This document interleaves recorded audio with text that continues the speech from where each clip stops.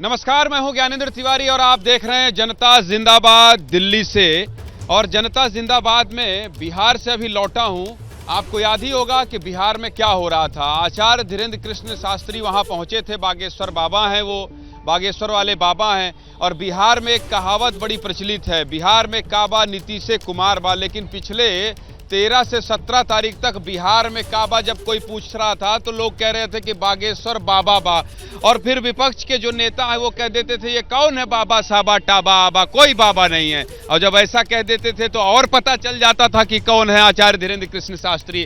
कहने का मतलब ये है कि आचार्य धीरेन्द्र कृष्ण शास्त्री अब मोबाइल पहुंच गए हैं, घर घर पहुंच गए हैं। और अब नेता नेता तक पहुंचने का जुगाड़ नेता लगाने लगे हैं। इसीलिए जनता जिंदाबाद आज आचार्य धीरेन्द्र कृष्ण शास्त्री के जो असर है उस पर करना पड़ेगा कि किस तरह से वो धीरे धीरे मध्य प्रदेश से होकर महाराष्ट्र से होकर बिहार, फिर अब गुजरात और देश के अन्य राज्यों में पहुंचने वाले हैं।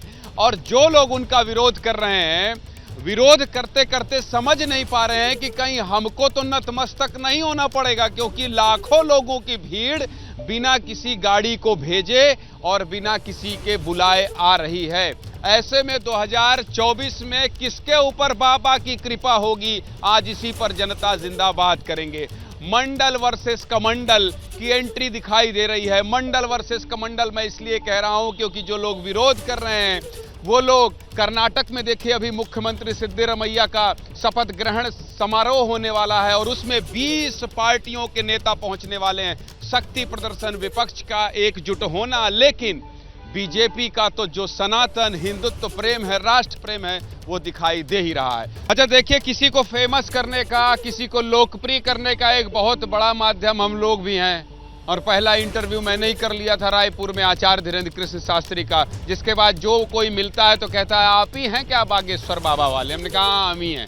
तो विवाद जब जुड़ता है तो विवाद से सुर्खियां भी मिलती हैं। आप अपने टीवी स्क्रीन पर देख रहे होंगे रायपुर का विवाद, नागपुर का विवाद, बिहार का विवाद, और अब तो हीरा सोना चांदी तक पहुंच गया है गुजरात का विवाद। गुजरात पहुंचने से पहले ही आचार्य धीरेन्द्र कृष्ण शास्त्री से जुड़ा विवाद पहुंच गया है। तो चलिए जनता जिंदाबाद में बहस की चर्चा की शुरुआत करते हैं कि बाबा का असर कैसे होगा और कैसे बाबा के सामने नेताओं के बयान जो विपक्षी हैं वो बेअसर होता जा रहा है। तो चलिए परिचय करवा देता हूं। सुरेंद्र भाई एक बार सबके तरफ दिखा दीजिए ताकि नमस्कार चमत्कार हो जाए। मेरे साथ धनंजय गिरी साहब होंगे, बीजेपी के प्रवक्ता हैं। सूर्या मैथिल साहब होंगे, पॉलिटिकल एनालिस्ट हैं। पंडित अजय गौतम साहब होंगे, हिंदू धर्म गुरु हैं। और साध्वी विश्वरूपा हिंदू धर्म गुरु हैं, वो भी मेरे साथ होंगी। जुगल किशोर साहब हैं, कांग्रेस के नेता। भुवन जोशी हैं, समाजवादी पार्टी के प्रवक्ता। सुजीत सम्राट हैं, बीएसपी यानी बहुजन समाज पार्टी के नेता।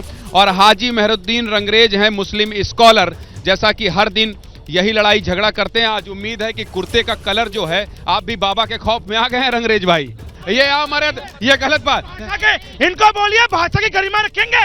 ये लोग जो सरतन से जुदा कहने वाले लोग हैं, इनको कैसे बर्दाश्त होगा कि सनातन के लोग एकजुट हो रहे हैं। ये दंगा करने वाले अपमानित करने का काम करते हैं। और अब ये मैं जानता हूँ, ये झगड़ा है। आप बोलिए, अपने शब्द वापस ले लीजिए। आप सब अमर्यादित है, अमर्यादित। बिल्कुल सही कहा मैंने। कथाकथित जिसके आश्रम से अमर्यादित कई लड़कियां गायब हो चुकी हो, अभी यहाँ की विरोधी बयान देती, उसके लिए मेरे दिल में कोई सम्मान नहीं। जो देश को हिंदू राष्ट्र की बात करता हो, संविधान के अनुसार कायदे में रहेंगे तो फायदे में रहेंगे। समझा दीजिए इनको। ठीक है, आ रहा हूँ।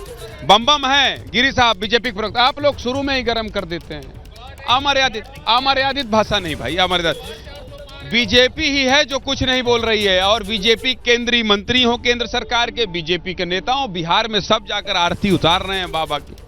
बाबा फल तो बहुत मीठा देने वाले हैं, ऐसा लग रहा है। देखिए, बागेश्वर का अर्थ होता है बाणी में जिसके ईश्वर हो। बागेश्वर बाबा की बाणी की जनता दीवानी है। बागेश्वर बाबा हिंदू धर्म के सनातन संस्कृति के ध्वजवाहक हैं।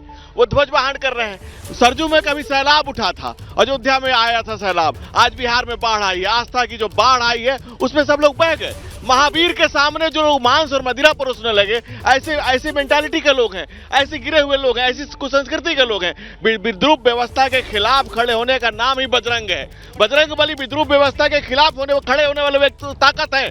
जो जाए लंका हो जाए रावण, लेकिन लंका की सत्ता को तृष्णा छू न सकी मन को, सोने की लंका को जलाकर भस्म करके जो आता है वही महावीर कहलाता है। बाबा पे कहाँ आप रामायण रामचरितमानस पढ़ रहे हैं, लेकिन बाबा का फायदा आप लोग को, जो आप तिलक लगाए ना, हाँ जाएंगे हिंदू मुसलमान पे शमशान कब्रिस्तान की बात कर। ठीक है, शुरुआत ये कह रहा हूँ समाजवादी पार्टी। सबको मालूम है जन्नत की हकीकत, लेकिन दिल को बहलाने के लिए गालिब ख्याल अच्छा है।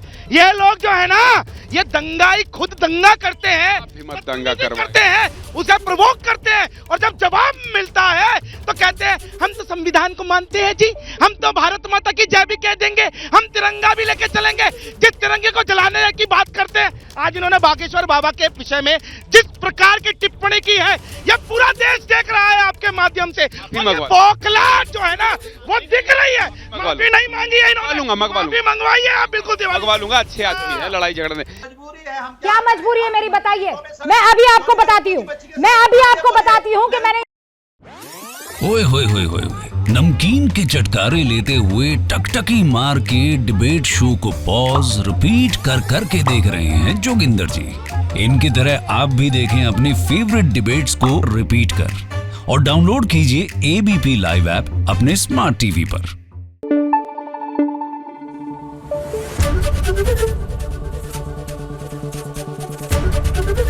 एबीपी न्यूज आपको रखे आगे।